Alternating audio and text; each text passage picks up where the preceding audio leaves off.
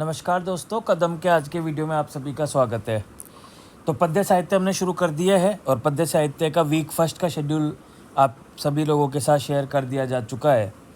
इस बार प्रश्नोत्तर पर भी हम विशेष फोकस कर रहे हैं, तो हर टॉपिक के प्रश्न साथ में आपके शेड्यूल के साथ नज़र आ रहे हैं और जिन बच्चों को अपने उत्तर को चेक करवाना है वो दिए गए नंबरों पर आप संपर्क कर सकते हैं, आपकी कॉपी भी चेक कर दी जाएगी। ठीक है, तो आज आगे बढ़ते हैं हमने अभी तक साहित्य, इतिहास, लेखन पहले 2-3 वीडियोज़ में कर लिया है, तो जो बच्चे नहीं देखे हैं वो वहीं से शुरुआत कीजिए, यहाँ तक पहुँचिए। थोड़ा सा फास्ट कर सकते हैं, एटलीस्ट रिवीजन कर लीजिए तो यहाँ तक पहुँच जाइए, फिर आप शुरुआत कर सकते हैं। उसके बाद में हमने आदिकाल शुरू किया है, तो आदिकाल में कल हम देख चुके थे आदिकाल, और उसके ये टॉपिक्स हमने कल कर लिए थे, सिद्धनाथ साहित्य मुख्य रूप से और जैन साहित्य और अमीर खुसरो। आज जो हमें टॉपिक्स करने हैं वो एक तो विद्यापति का काव्य, रासो काव्य, और रासो काव्य में ही पृथ्वीराज रासो और आदिकाल का नामकरण। आदिकाल का नामकरण मैं अलग से नहीं पढ़ा रहा हूँ, क्योंकि आदिकाल का नामकरण कहीं ना कहीं हमने जब साहित्य, इतिहास, लेखन में नामकरण की समस्या की है तब हमने इस टॉपिक को पूरे तरीके से कवर किया, तो ये आप अपने टॉपिक पे पढ़ देंगे।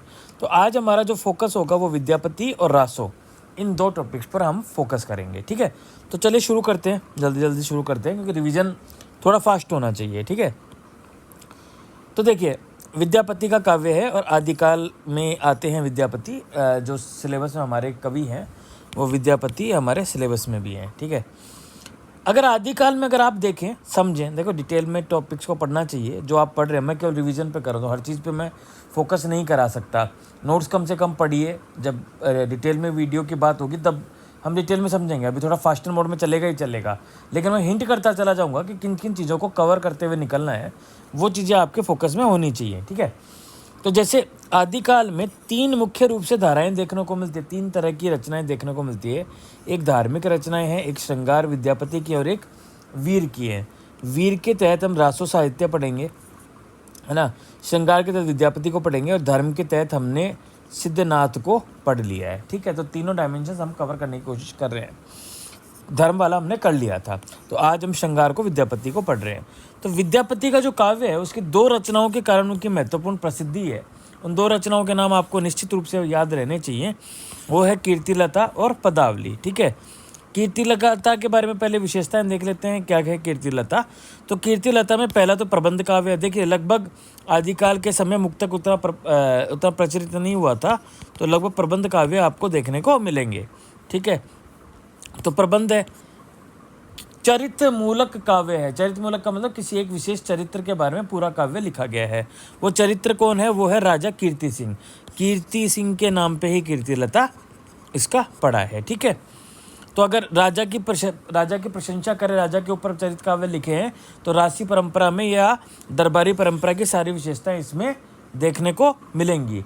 ये विशेषताएं क्या हो सकती हैं? राजा की प्रशंसा करेंगे, प्रबंधक होगा, अतिशयोक्तिपूर्ण वर्णन होंगे। अतिशयोक्तिपूर्ण क्योंकि राजा को खुश करना लक्ष्य होगा, तो अतिशयोक्तिपूर्ण वर्णन यहाँ कैसे दिखते हैं? देखिए इन्होंने ये जब तुलना करते हैं तो बड़ी एक्सट्रीम तुलना करते हैं, जैसे दानवीरता में बलि व कर्ण के बराबर हैं, भोग करने में इंद्र से भी ऊपर हैं।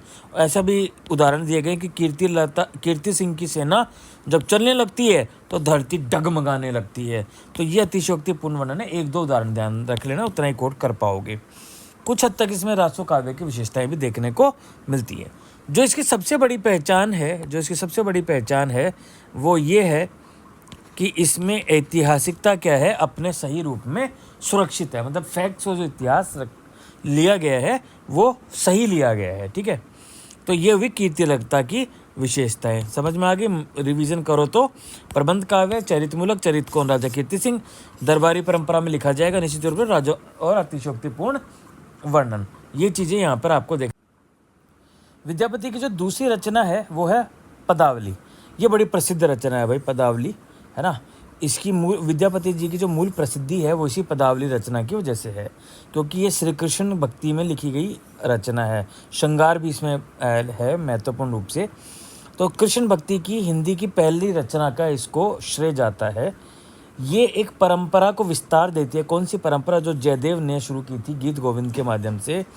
तो जयदेव की गीत गोविंद है, उसके बाद में हाल ने गाथा सप्तमी लिखी, फिर चंडीदास ने लिखा। तो ये कृष्ण भक्ति काव्य जो परंपरा है उसको आगे बढ़ाने का ये काम करती है। ठीक है, फिर इसमें 3 मुख्य रूप से विषय चुने गए हैं, 3 विषय इसमें दिए गए हैं। पहला ईश्वर वंदना, ईश्वर की वंदना करते हैं विद्यापति, राधा कृष्ण का प्रेम दिखाते हैं और कुछ छोटे मोटे अन्य विषय भी देखने को मिलते हैं।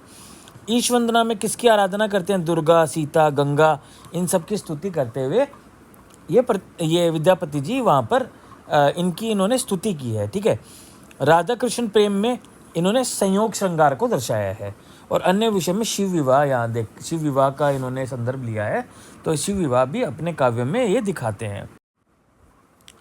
इन्होंने क्या है, ये वैसे मुख्य रूप से शैव थे, विद्यापति जो थे वो शैव थे, इसीलिए इन्होंने शिव विवाह को जगह दी है। पर आराधना किसकी कर रहे हैं? कृष्ण और राधा की। ये बड़ा इंटरेस्टिंग है। ठीक है, तो इन्होंने शैव होते हुए भी अनेक देवी देवताओं की भक्ति की है, इंक्लूडिंग मेन मुख्य रूप से तो राधा कृष्ण श्री कृष्ण की भक्ति की है इन्होंने, लेकिन अन्य देवताओं को भी स्थान दिया है। प्रमाण है दुर्गा, सीता, गंगा आदि की स्तुति कर रहे हैं। भाषा देखो क्या देखने को मिलेगी? मैथिली। ठीक है, ठीक वैसी ही जैसी खुसरो में खड़ी बोली देखने को मिलती थी। ठीक है, एक महत्वपूर्ण डायमेंशन पूछा जाता है, सवाल भी आता है कि विद्यापति जो थे वो भक्त कवि हैं कि श्रृंगार कवि हैं। ठीक है, तो ये बड़े डिबेट का विषय रहा है, क्योंकि जो हिंदी साहित्य के जो विद्वान हैं उन सब ने अपना अपना मत इसमें व्यक्त किया है। मुख्य रूप से आपको पता है हिंदी साहित्य के प्रकांड पंडित कौन है? आचार्य रामचंद्र शुक्ल। रामचंद्र शुक्ल जी ने अगर कुछ कह दिया तो ये मान के चलिए कि कहीं ना कहीं वो उस पर कहीं ना कहीं विचार व्यक्त किए जाएंगे अन्य के द्वारा भी, और वो कहीं ना कहीं हिंदी साहित्य में जगह लेगा ही लेगा। तब देखते हैं आचार्य शुक्ल जी का क्या मानना था। एक शब्द में बोलूँ तो कोई पॉजिटिव इनका रेस्पॉन्स नहीं था, नेगेटिव था, क्योंकि जो मान्यताएं हैं वो उनकी गलत होती हुई यहाँ पर प्रतीत हो रहे हैं। तो विद्यापति जी को लेकर इनकी मान्यताएं पॉजिटिव तो नहीं कह सकते, नेगेटिव लिखना नहीं है आपको, पर एक वर्ड याद रहेगा तो याद रहेगा कि हाँ क्या लिखना है। देखिए आचार्य शुक्ल जी का क्या मानना है, ये तो श्रृंगारिक कवि थे। अब वो तर्क देते हैं इस चीज़ पर। पहला क्या तर्क देते हैं कि अगर भक्ति की रचना होती तो फिर ये संयोग श्रृंगार क्यों दिखाते, और ये माना जाता है कि ईश्वर का अश्लील वर्णन इन्होंने किया है विद्यापति जी ने, तो ये भक्ति तो नहीं हो सकती, ये किस प्रकार की भक्ति है।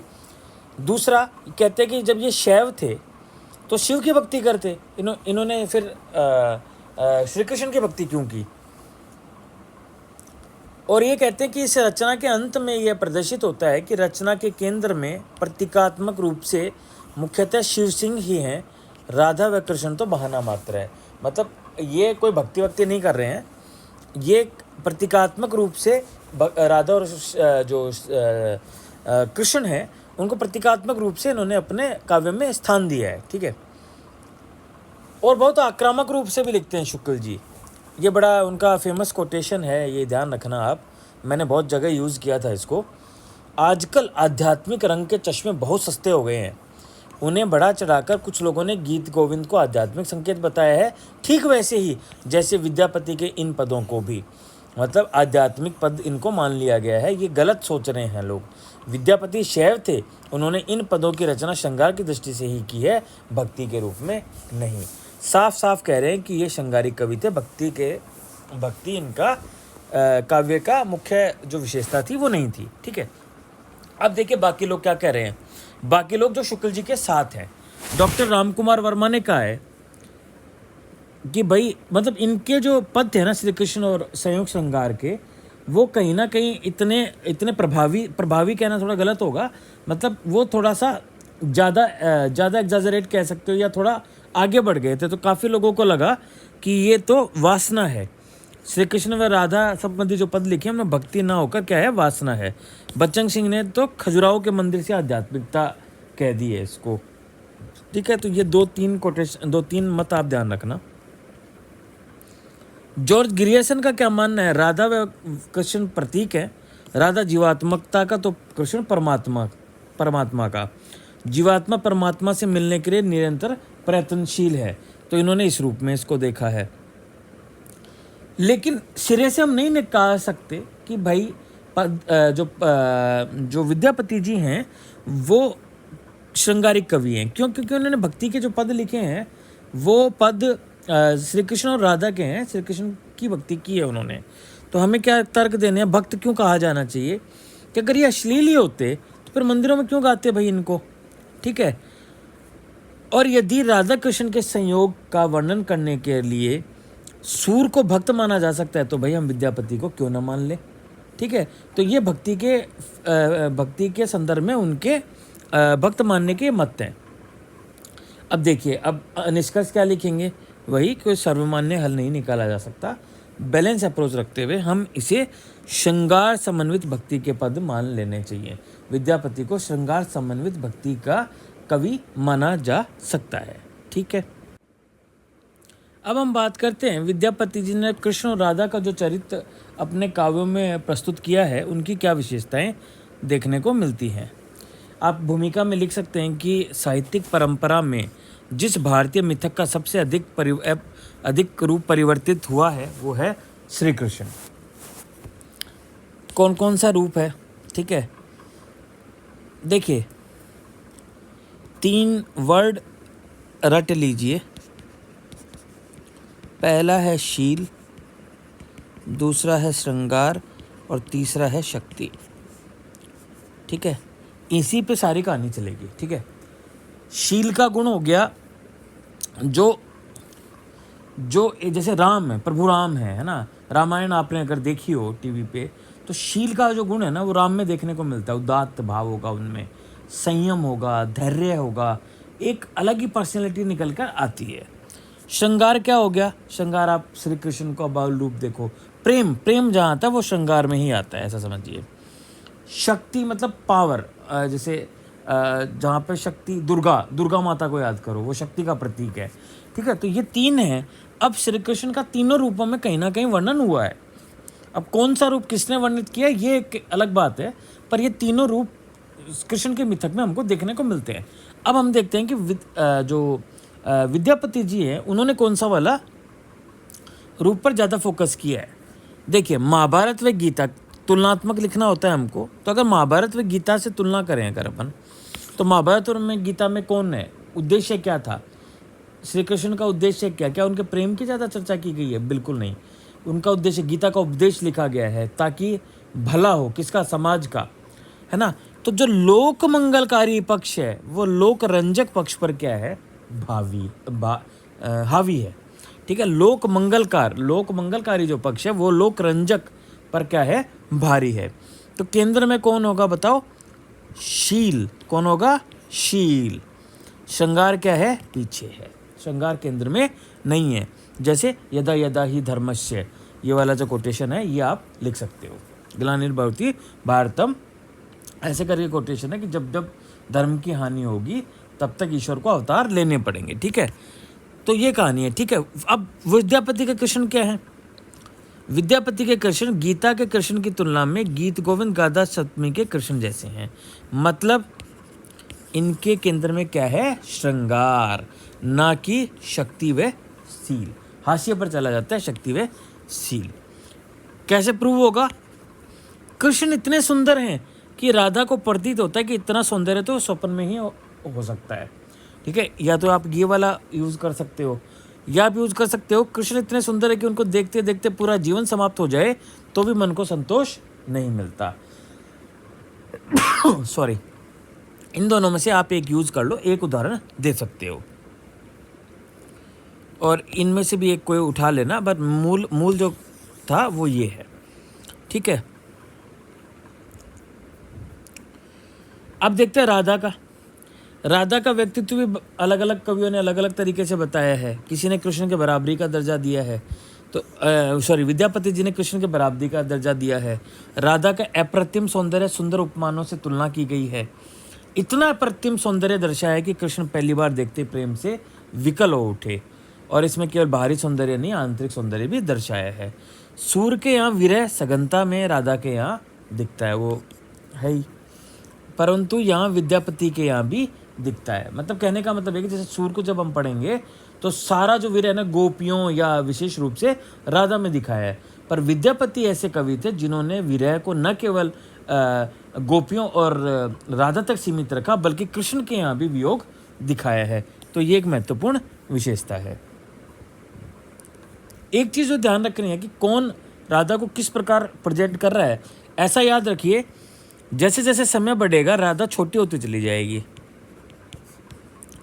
छोटी का मतलब आयु कम होती चली जाएगी। कैसे, देखिए, जयदेव की जो राधा होगी वो युवती थी, उसके बाद विद्यापति की राधा किशोरी हो गई है, और सूरदास तक आते आते वो 7 वर्ष की बालिका हो जाएगी। मतलब बालपन की तरफ धीरे धीरे नीचे के बालपन की ओर झुकाव आगे के कवियों का होता जा रहा है। तो ये आप दर्शा सकते हैं।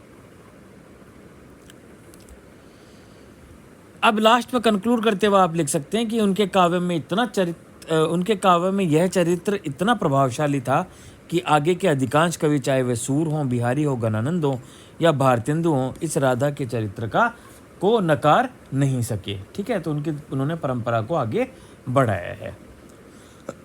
सॉरी। तो विद्यापति जी यहाँ पर आके हमारे विद्यापति टॉपिक खत्म हो जाता है। विद्यापति में हमने देखा विद्यापति की रचनाएं, विद्यापति क्या श्रृंगारिक कवि हैं, विद्यापति क्या भक्त कवि हैं, आचार्य शुक्ल के क्या मत हैं, और लास्ट में हमने देखा विद्यापति के राधा और कृष्ण के चरित्र क्या है। अब हम जो अगला टॉपिक पढ़ेंगे वो है हमारा रासो काव्यधारा। रासो काव्यधारा में सबसे पहला टॉपिक यही आता है कि रासो शब्द की उत्पत्ति किससे हुई है। डिफरेंट मत हैं। जहाँ तक मेरी जानकारी इस पर अभी तक ऐसा सवाल नहीं आया नामकरण से लेकर, लेकिन फिर भी देख लेते हैं जल्दी से। एक बोलते हैं रासुए यज्ञ से इसका नाम रासो आया है, किसी का मानता है कि रसायन शब्द से उत्पत्ति हुई, शुक्ल जी का मत है ये। रामस्वरूप चतुर्वेदी जी का मत है कि रस शब्द से आया है, रस, और किसी का मानना है रहस्य से उत्पत्ति है। पर जो सर्वाधिक जो मान्य मत है वो हजारी प्रसाद द्विवेदी जी का है। उनका मानना है कि इसकी उत्पत्ति रासक शब्द से हुई है। रासक शब्द में जब प्राकृत का विकास हो रहा था तो प्राकृत के विकास के तहत अंत्य व्यंजन जो है, अंतिम जो व्यंजन होता है, वो लुप्त होने लगे थे। तो रासक का जब कै लुप्त हो जाएगा तो ये क्या बन जाएगा, रास। क्या बन जाएगा, रास। लेकिन जब रास शब्द ये राजस्थान पहुंचा तो अपभ्रंश का विकास हो रहा था। प्राकृत के बाद में किसका विकास हो रहा है, अपभ्रंश का। अपभ्रंश के विकास और राजस्थान के कारण यहाँ पर क्या है, ओकारांत बोलता है। ओकारांत मतलब ओ की ध्वनि अंत में, ओ की ध्वनि अंत में, दैट इज कॉल्ड ओकारांत। तो ओकारांत के मतलब यहाँ का लास्ट शब्द क्या हुआ, रास। रास में ओ जोड़ दो तो ये क्या बन गया, रासो। तो ये रासो बन गया ये। ठीक है। और इस क्षेत्र में, राजस्थान क्षेत्र में क्या हुआ, वीरतापूर्ण रचनाएं सबसे ज़्यादा लिखी जाती थी, इसलिए वीरतापूर्ण रचनाओं के अंत में इसको रासो शब्द का प्रयोग करने लगे, जैसे पृथ्वीराज रासो, हम्मी रासो, परमाल रासो। तो ये कहानी है किसकी, रासो शब्द की उत्पत्ति की। रासो केवल वीर गाथा परक नहीं है भाई साहित्य। 3 तरह का साहित्य देखने को मिलता है। वीरता परक जो हमने देख लिया, पृथ्वीराज हम्मीर परमाल, पृथ्वीराज हम्मीर विजयपाल रासो, और एक श्रृंगार प्रधान भी रासो काव्य देखने को मिलता है। श्रृंगार दोनों है, संयोग और वियोग। अब्दुल रहमान का संदेश रासक, मैं आपको होमवर्क दे रहा हूँ, इस पे खोज करो। आने वाला ये प्रश्न हो सकता है। अभी तक यूपीएससी का स्टाइल यही रही है कि जो सिलेबस में उतना नहीं है उससे सवाल पूछा जाए। अब्दुल रहमान का संदेश रासक पर सवाल आ सकता है। ऐसे ही है बीसल देव रासो। और तीसरा है उपदेश प्रदान, जिसमें धार्मिक रासो साहित्य लिखे गए हैं जो मुख्यतः जैन कवियों द्वारा हुए हैं। तो नामकरण हो गया और काव्य का वर्गीकरण हो गया। भाषा कौन सी है, तो भाषा देखिए कालगत आधार पर देखें तो पहले जैन कवियों की रचनाएं हैं, तो जिसमें प्राकृत अपभ्रंश देखने को मिलता है। संदेश रासक के आते आते ये आरंभिक अपभ्रंश हो जाती है, फिर ये परवर्ती अपभ्रंश और लास्ट में पुरानी हिंदी तक देखने को मिलती है।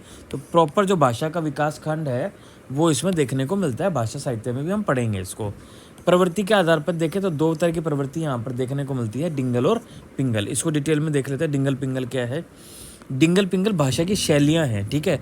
डिंगल है ओजपूर्ण प्रधान, वीर जो काव्य होंगे, वीर गाथा परक जो काव्य होंगे, वीर रस वाले जो रासो साहित्य होगा उसमें देखने को मिलेगा, जैसे परमाल रासो। पिंगल क्या है, श्रृंगार व प्रेम के लिए प्रयुक्त होती है। अब इसका कारण क्या है, डिंगल देखिए डींग हाँकना से आया है इसकी उत्पत्ति। डींग हाँकना वर्ड होता है। डेवर की क्या होगी, अधिकता होगी। डिंगल।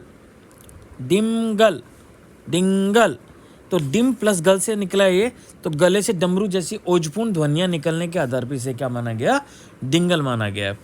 तो डिंगल वह शैली है जिसमें ओजपूर्ण की उपस्थिति हो, जो प्राय अशिक्षित वर्ग द्वारा व्याकरण सम्मत रूप से प्रयोग ना हुआ। मतलब व्याकरण क्या मिलेगा, ढीला मिलेगा, यहाँ पे व्याकरण सम्मत या नहीं होगी। तो ये तो हो गई डिंगल, शॉर्ट नोट आ सकता है डिंगल पिंगल पे। पिंगल क्या होगी, थोड़ी व्याकरण सम्मत होगी और माधुर्य गुण से की उपस्थिति होगी, और इसे ब्रज के आरंभिक रूप में स्वीकारा गया था। शुक्ल जी ने भी इस पे लिखा है कि प्रादेशिक बोलियों के साथ साथ ब्रज या मध्य प्रदेश का आश्रय लेकर एक सामान्य साहित्यिक भाषा भी स्वीकृत हो चुकी थी, जो चारणों में पिंगल भाषा के नाम से जानी जाती है। तो ये कोटेशन आप कोट कर सकते हो।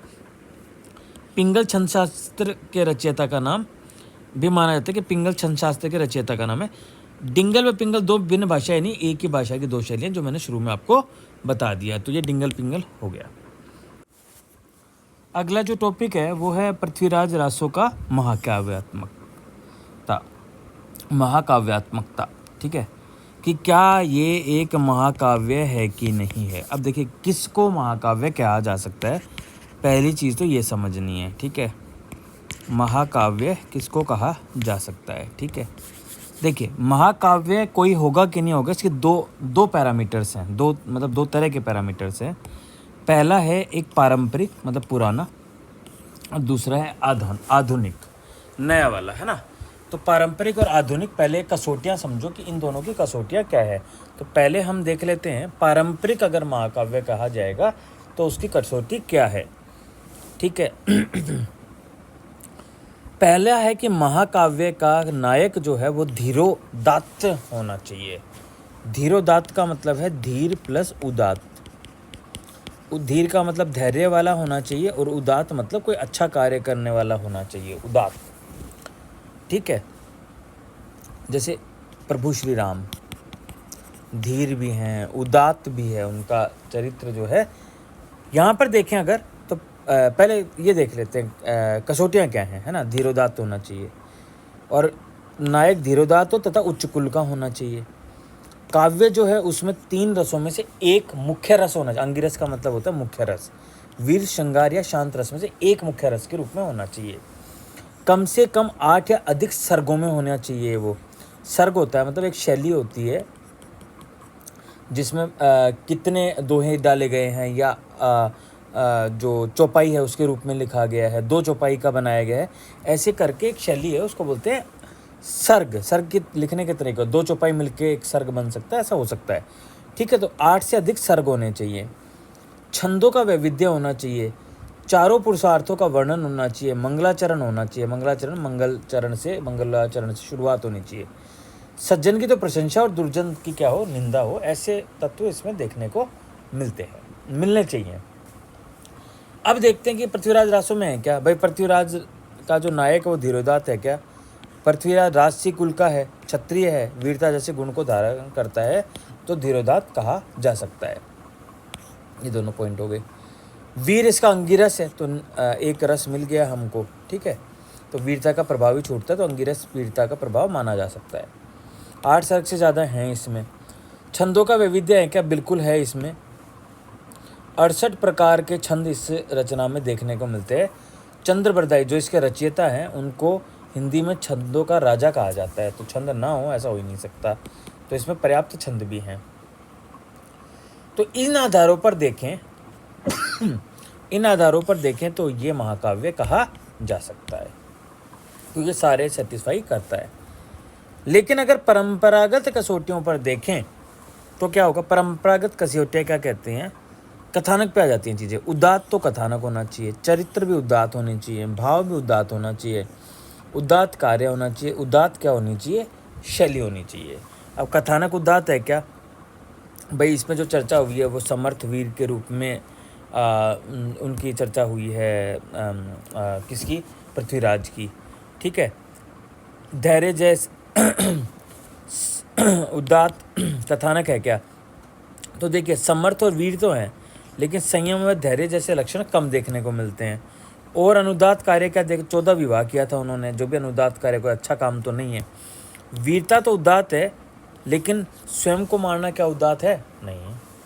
ठीक है, ऐसे चरित्र वाले पॉइंट यहाँ आ जाएंगे। उदात्त भाव, वीरता का भाव क्या है? उदात्त कहा जा सकता है। ठीक है, वीरता का भाव को उदात्त कहा जा सकता है। उदात्त कार्य, गोरी को मारकर खुद को एक दूसरे को मारना, क्या उदात्त कार्य कहा जा सकता है?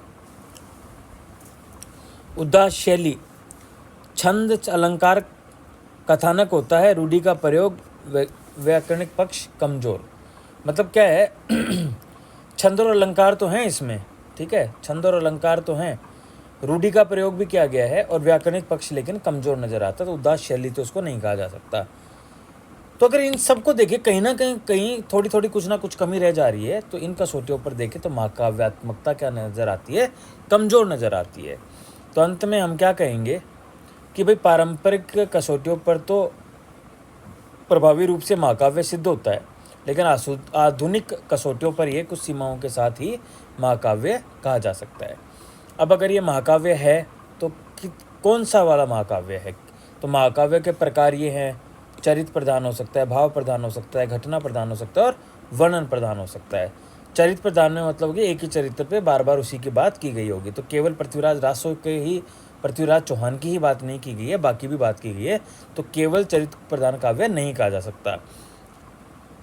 ठीक है, नाम से ये नहीं कह सकते कि भाई चरित्र प्रधान है। कामायनी रामचंद्रिका भी चरित्र प्रधान नहीं है। ठीक है, घटना प्रधान, हाँ पर्याप्त घटनाएं हैं, वर्णन भी हैं, तो वर्णन प्रधान और घटना प्रधान इसको माना जा सकता है। भाव प्रधान भी है, नहीं है, कोई विशेष भाव पूरे रचना में देखने को नहीं मिलता है। तो ये कौन से प्रकार का चरित्र काव्य हो गया, ये भी हमारा हो गया। अब लास्ट जो टॉपिक बचता, बहुत आसान टॉपिक है, पृथ्वीराज रासो को ट्रेजेडी के रूप में माना जा सकता है कि नहीं माना जा सकता। ट्रेजेडी जो है वो ग्रीक साहित्य शास्त्र की एक महत्वपूर्ण अवधारणा है। ट्रेजेडी में का मतलब ये होता है ट्रेजेडी मतलब त्रासदी कि रचना का गहरे दुख पर समाप्त होना, मतलब लास्ट में ऐसा, मतलब क्लाइमेक्स जो होता है ना मूवी का, कई बार रुला देता है, वो होती है ट्रेजेडी कि यार इसके साथ तो ट्रेजेडी हो गई, इसके साथ तो गलत हो गया है ना, इसके साथ तो त्रासदी हो गई। मतलब ऐसे जो हुआ ना उसको जो पाठक है या जो देखने वाला है वो भी फील करो, अंदर से झकझोर जाए अपने आप को, तो ऐसा जो फीलिंग आता है ना वो त्रासदी कहलाता है। तो रचना क्या होगी? गहरे दुख पर समाप्त होगी और यह दुख आमतौर पर इतना गहन, तीव्र और व्यापक होगा कि पाठक विरेचन की स्थिति में पहुंच जाता है। ठीक है, तो अब हम देखेंगे कि क्या ये विरेचन की स्थिति तक पृथ्वीराज रासो हमें ले जा पाता है कि नहीं पाता है। ठीक है,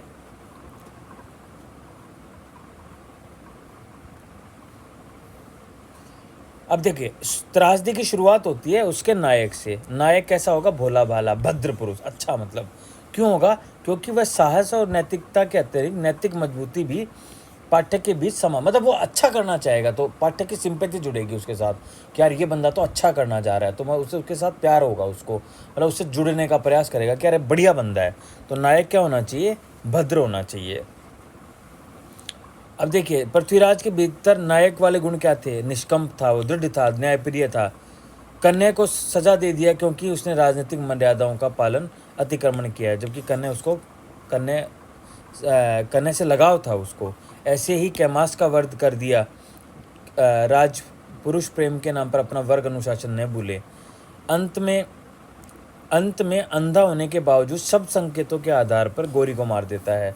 या आपने इसकी जो 4 लाइनें हैं काफ़ी फेमस है, वो लाइनें आप ज़रूर देखिएगा, मुझे भी याद नहीं आ रही हैं, बड़ी सुंदर लाइनें हैं वो। 4 हाथ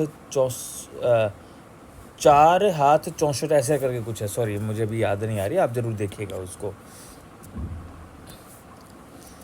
त्रासदी का समुचित प्रभाव जब होता है जब इसमें गंभीर त्रुटि होती है।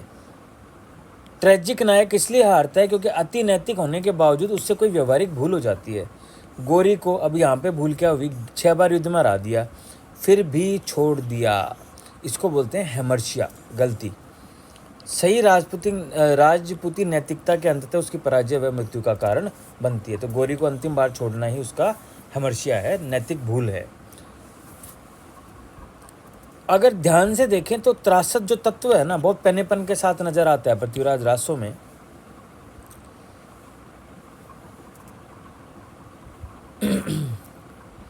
लेकिन अगर ध्यान से देखें तो कुछ घटनाएं ट्रेजेडी के ढांचे का अतिक्रमण करती है, मतलब त्रासद अंत नहीं नजर आता है। जैसे अंतिम, है ना, कि भाई अगर गोरी को तड़पा तड़पा कर मारता तो शायद जो भावुक जो व्यक्ति होता है वो खून के आंसू पीने को मजबूर हो जाता, किंतु अंधे पृथ्वीराज रासो ने गोरी का वध किया और फिर दोनों मित्र एक दूसरे को मार डाले, है ना। तो ये तो कोई दुखद अंत नहीं है ना, गौरवपूर्ण अंत कह सकते हो इसको, पर ये दुखद अंत नहीं है। तो ये मौत थोपी हुई नहीं बल्कि मांगी हुई अर्जित की हुई प्रतीत होती है। तो ये त्रासद तत्व को कम करता है, मतलब अतिक्रमण करता है उस त्रासद तत्व का। तो हम ये कह सकते हैं, निष्कर्ष लिखेंगे, नाटक के अंत में घनीभूत तो नहीं, मतलब लास्ट पार्ट ऐसा विवेचन मूलक जो पाठक या जो देखने वाला है विवेचन मूलक स्थिति की पर जो पहुंचाने की बात ही वहाँ तक तो नहीं ले जा पाता, पर हाँ कुछ अंश देखें तो वो त्रासद तत्व वहाँ पर देखने को मिलता है। तो ये लिख सकते हो, नाटक के अंत में घनीभूत तो नहीं परंतु अंशतः उपस्थित विवेचन मूलक प्रभाव नाटक की त्रासदी के रूप में समीक्षा किए जाने की मांग करता है। मतलब कर सकते हो समीक्षा, बट ऐसा कुछ है नहीं कि मतलब उसको त्रासदी ही मान लिया जाए। तो ये पृथ्वीराज रासो की त्रासदी, क्या ये त्रासद अंत है या त्रासदी है, ट्रेजिडी वाला जो है तत्व, वो हमने देख लिया। ठीक है, तो मोटा मोटा हमने आज के सारे टॉपिक्स देख लिए हैं। रासो साहित्य हमने देख लिया, हमने विद्यापति को देख लिया, और इससे जुड़े हुए जो सब टॉपिक्स थे वो देख लिए। अब हमारा आदिकाल ख़त्म हो चुका है। आदिकाल टॉपिक ख़त्म हो चुका है, तो 2 टॉपिक हमने ख़त्म कर लिए, साहित्य इतिहास लेकर और दूसरा आदिकाल। कल से हम भक्तिकाल शुरू करेंगे, तो यहाँ तक का आप रिवीजन कीजिए और प्रश्नों को अटेम्प्ट करने की कोशिश कीजिए। उत्तरों को लिखिए भाई, बिना उत्तर लिखे काम नहीं चलेगा। देख के लिखो, मेरे नोट्स देख के लिखो, अपने जो नोट्स हैं वो देख के लिखो, जहाँ भी पढ़ रहे हो वहाँ से नोट देख के लिखो, पर उत्तर लिखो। मेरा यही आपको सजेशन है। एक बार आपने इस रेसिस्टेंस को तोड़ दिया तो आपको सेलेक्ट होने से कोई नहीं रोक सकता। तो आप लोगों को उत्तर लिखने की प्रेरणा के साथ मैं आज का लेक्चर यहीं ख़त्म करता हूँ। Thank you.